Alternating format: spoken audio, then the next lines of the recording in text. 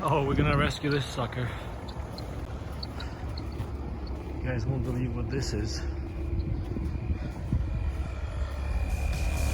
C36. All right, here it is.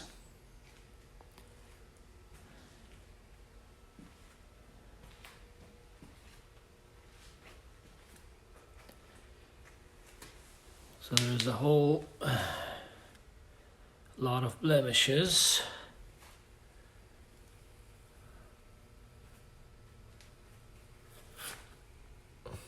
Lots of road rash.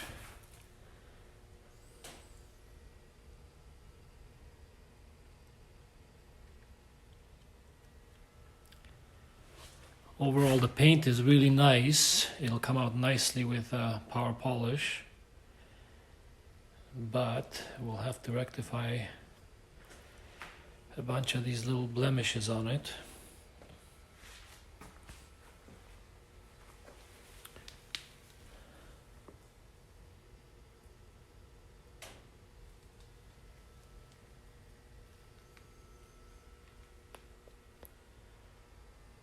The wheels will have to get refinished. We'll do that as part of our project. I'll show you guys how that's done.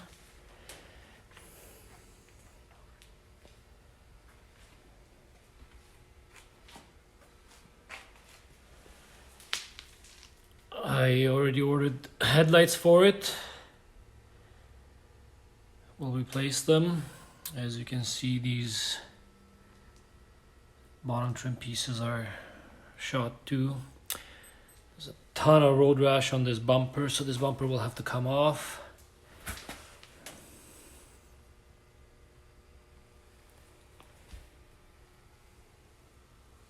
There's a crack here that'll have to be repaired. This fog light doesn't fit properly. That'll have to get rectified. As you can see, the other trim piece is gone too. The headlight is busted. There's rock chips on the hood. I'm not sure if I'm gonna touch that. Remember, this is not gonna be a restoration. It's gonna be a bit of a rescue.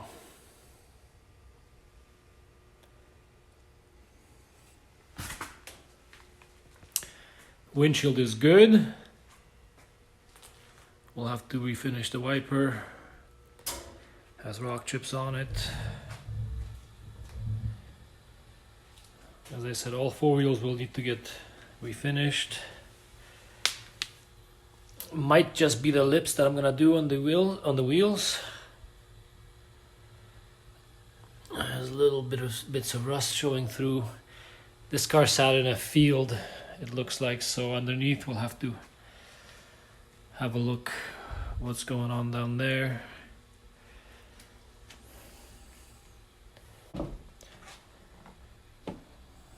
It's in pretty good condition inside. The leather is in really nice shape. Sorry about the lighting. Original tape deck.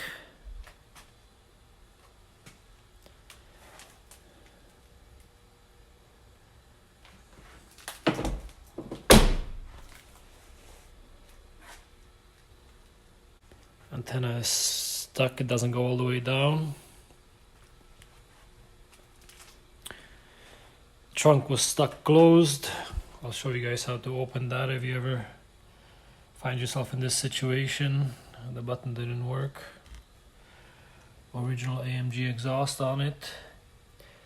Might have to do a little bit of work on that exhaust. Since it was sitting in a field, I think some of the heat shields are a bit rusty.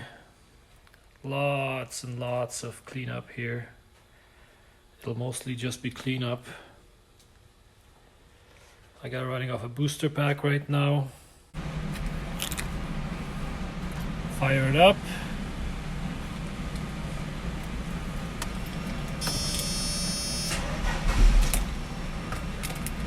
Whoop.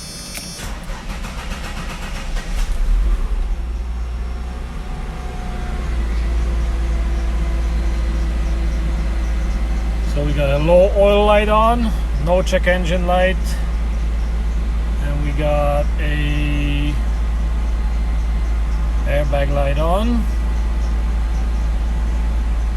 Climate control seems to be working fine.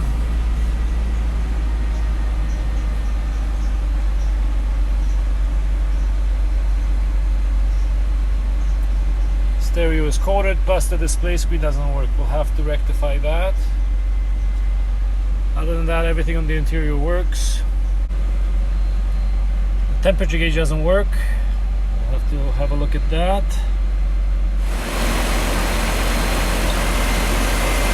Runs really good. Nice and smooth. There's a bit of a squeak coming from either the water pump or one of the tensioners. There's a lot of sweat over time from this module here. We'll have to have a look at.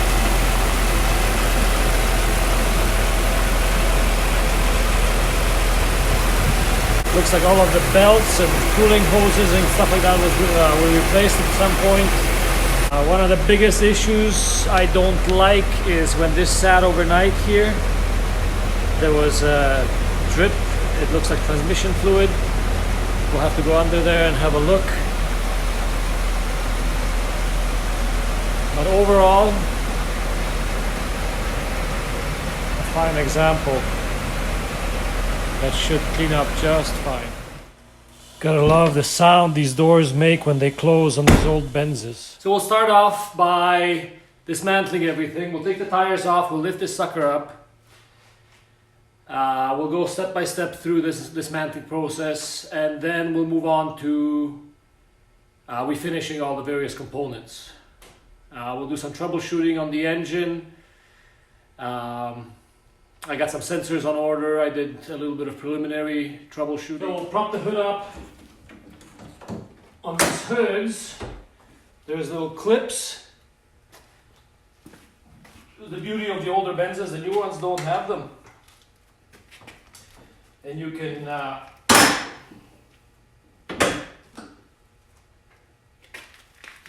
pop the hood straight. You can pop the hood straight up, so it's not in your way, and you don't have to keep hitting your head or remove the hood for any bigger work under the hood. This is supposed to be a one-man job. Oh, there we go. She's up there. There we go. And up she goes. So for these signal lights, it's quite an easy process. There's a little tiny clip that you have to depress back here. And they just pop right out. There you go. For these headlights, there are 5 screws, no, 4. 1, 2, 3, and this last one is kind of a pain in the ass to get to, so we'll have to remove this shroud here, and it's on the side of the headlight. Most of this stuff can be removed with a 10 mil, 11 mil, 12 mil, 13, 14 mil. So we'll remove these little wipers, headlight wipers. Just a 10 mil.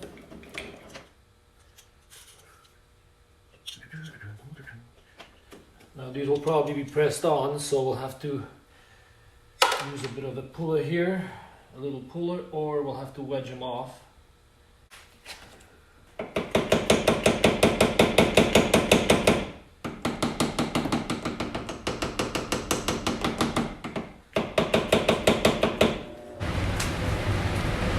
Sprayer is integrated into this cover, so be careful when you're trying to tap this off so you don't damage the sealing surface, this little nipple here.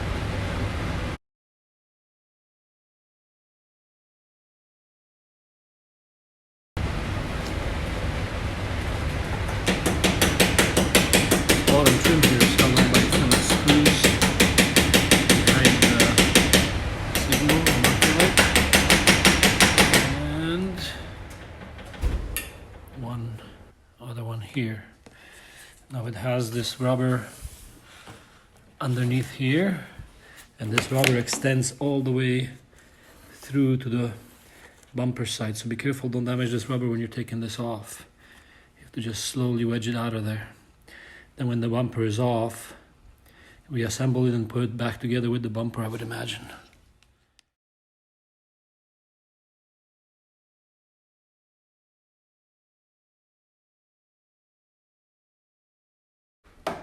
This headlight weather stripping just clips in, comes straight out.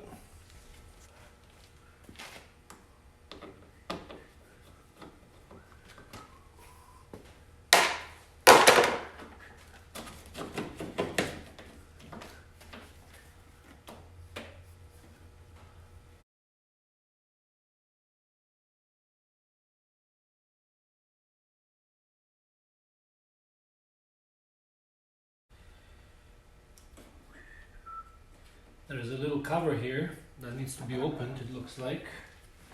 On this side anyways. There. Open that and it fell. And that exposes the screw. These screws are 8mm. We'll have to use a flat combination wrench on this.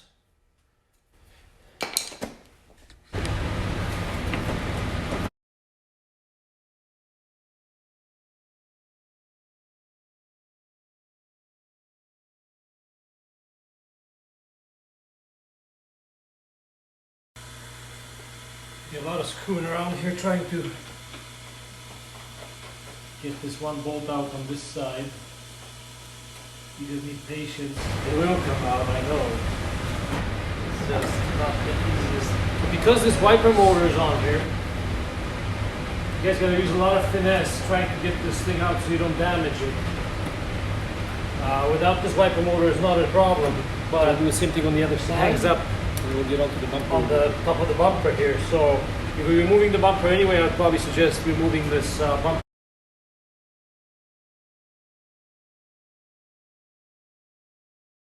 I fit a snag with the left headlight. So we'll remove the front bumper. We'll have to remove it anyways. I would suggest you do that. It's not a hard job. I'll show you right away here. We'll prop the car up on jack stands, take the front wheels off, and we'll keep going. On the other side, to get to the headlight, to remove this, we'll remove this inner fender liner, condenser trim piece.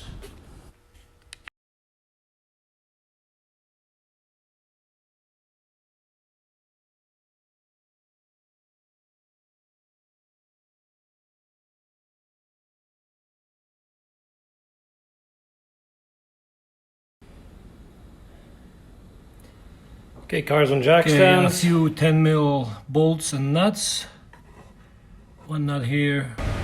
Nice big brake cooling ducts. Full of sand. One nut there. And we'll separate this here. Pretty cool. Big AMG calipers.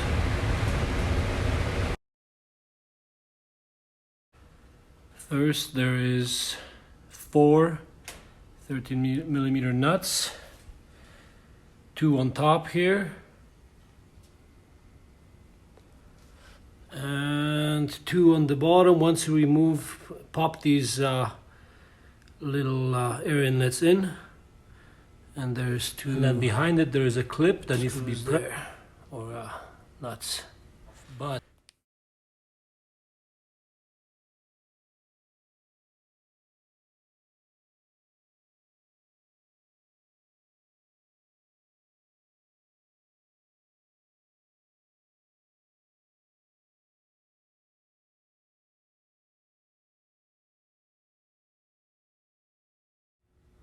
There's also these brake on the left-hand side air inlet. There's a to be removed. I think it's a thermometer on both sides. So we'll have to feed that back through while we're popping the bumper off. And then also we'll have to be really careful with the connections for the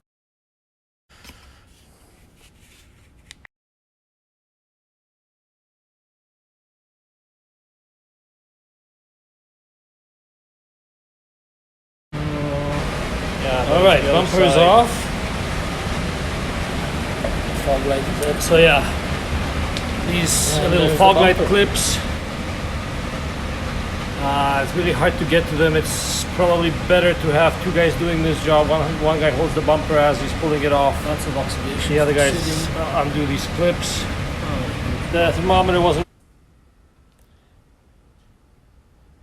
We'll just reseal it before we put the bumper on. There's another spot here. Got to it before rust took hold for good. 4 nuts and just a bunch of screws for the covers and a couple.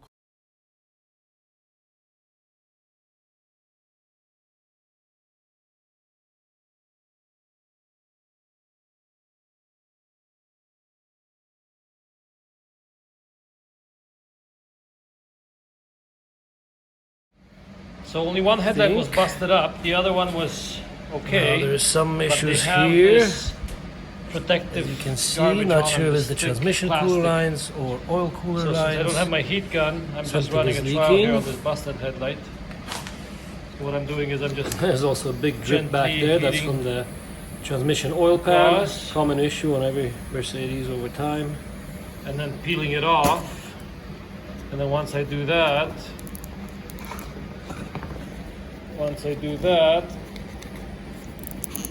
then we'll have to use some chemical to get rid of this glue. So I'm just softening. I got the plastic off. I'm just softening up the glue with a glue removal formula. I use this stuff here, Rapid Remover. I suppose you could use like Goof Off or whatever. Soften it up, let it sit, and then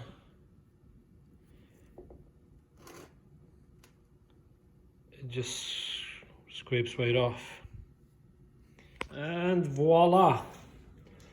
Once I had all the glue off, I just sprayed some Windex, shined them up, and then once we have them on the car, we'll put some wax on them. Came out like new. Today we're gonna be doing some troubleshooting and some maintenance work on the engine. The first thing we gotta do is there's a temperature sensor right here, and we gotta test this sucker because my temperature gauge doesn't work. So the way to test this single wire system is you just take it out of its little case here, or you put a alligator clip inside here and you short it to ground somewhere. So a good ground probably here, something like that. So once you short it to ground and you turn the ignition, gauge should go all the way into the up position, and then you know the sensor is bad. I already have a sensor that I ordered. It already came in. So we'll install that sensor and we'll make sure that the temperature gauge works. Don't even have to drain the coolant. And voila! Temperature gauge is working. No issues there, so we're satisfied. We'll move on to the oil level sensor and then... Okay, guys, moving slowly along today. I've been spending the last 3 hours trying to troubleshoot this low oil level sender unit. This thing is located left hand side. See where the drain plug is on the oil pan? It's right there. So I tried to short the wire to ground just like I did with the coolant temperature sensor. To see if it's the sender or the light or what's wrong with it. I couldn't short it to ground. So for the last 2 hours I've been basically racking my brain and going through the wiring harness and seeing if there's a problem here. And finally I figured it out. So, as you can see, I got a jumper to the ground there with a little alligator clip. Yeah, so I cut the wire right there, as you can see. It's a brown with a black stripe wire. And I grounded that part of it. And I finally got the light to go away. Meaning that the sender might actually be okay, but this whole lower part of the wiring harness that goes to the sender is hooped. So I'm gonna solder a piece of wire to this thing that I cut off here. I'm gonna run it to the sender and we'll see what happens then. Right now, the light went off when I grounded this, so I'm happy, finally. Put the new piece of cable or wire, ran it to the sensor, and the sensor is still not good. So, no big deal, we'll order a new sensor, but at least we know that we don't have to tear into any of this wiring harness. This wiring harness is kind of an issue in these cars. I haven't found any indication of any fraying or any degradation on this. As I was troubleshooting here, I actually tore off some of this insulation just to be able to see, and none of these wires are frayed or hard, which is a good sign. This is probably because this car came originally from Canada and it stayed in Canada its whole life, so there's not much heat here. I think the biggest issues with these wiring harnesses are places like Texas and stuff, when it's super hot all the time, and I think the heat gets to this to these wire looms. But anyway, so we'll get this fixed up, put the sensor in, and I got no more dash lights on except for the airbag light, which is probably just a sensor under the seat. Yeah, the coolant, nasty stuff. The coolant drain is just a little red plug underneath driver's side here, right there. Just open it up with a flat screwdriver. We'll run the engine to get the rest of this out, flush it through, and then refill it with fresh stuff. Did a little bit more digging into the leaks that I had underneath. It looks like the oil pan gasket is fine, which is good because apparently that's a 5-hour job, so I was really wrong about that. You have to lift the engine to get into to remove the oil pan. Where the leak is actually coming from is the timing chain cover. So I'm not gonna bother with this right now. We're gonna get this to the point where it's drivable. We'll wash this all down